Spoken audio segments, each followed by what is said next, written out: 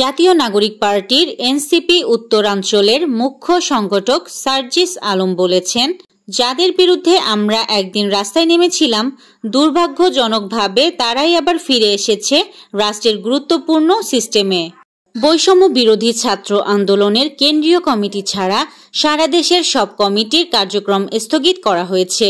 আজ রোববার সন্ধ্যায় রাজধানীর শাহবাগে বৈষম্য বিরোধী ছাত্র আন্দোলনের এক জরুরি সংবাদ সম্মেলনে এ সিদ্ধান্ত জানিয়েছেন সংগঠনটির সভাপতি রিফাত রশিদ।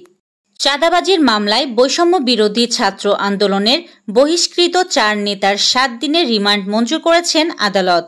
এদের একজন বাংলাদেশ গণতান্ত্রিক ছাত্র সংসদেরও বহিষ্কৃত নেতা।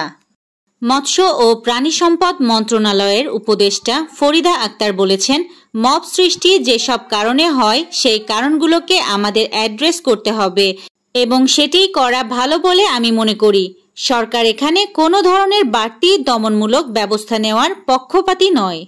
প্রয়াত চিত্রনায়ক জসিমের ছেলে ওন্ড ব্র্যান্ডের ভোকালিস্ট এবং বেজিস্ট একে রাতুল মারা গেছেন। রোববার 27 জুলাই বিকাল 3:30টার দিকে জিমে থাকার সময় এ সঙ্গীতশিল্পী হৃদরোগে আক্রান্ত হন বলে জানা গেছে। রংপুরে মহানবী সাল্লাল্লাহু আলাইহি সাল্লামকে কটূক্তির অভিযোগে কিশোর গ্রেফতার, 14টি বসতঘর ভাঙচুর। এবার শাহজালাল বিমানবন্দরে একজন যাত্রীর সঙ্গে 2 জনের বেশি প্রবেশ নিষিদ্ধ। পাল্টা শুল্ক কমাতে যুক্তরাষ্ট্র থেকে 25টি বোয়িং বিমান কিনবে বাংলাদেশ।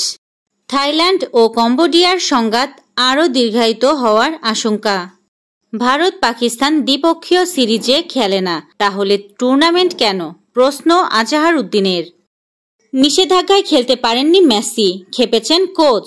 নিজেদের মাঠ চেস স্টেডিয়ামে আজ লিওনেল মেসিকে ছাড়া খেলতে নেমে সিনসিনাটির বিপক্ষে গোলশূন্য ড্র করেছে ইন্টার মায়ামি। এই ছিল আজকের শীর্ষ সংবাদ।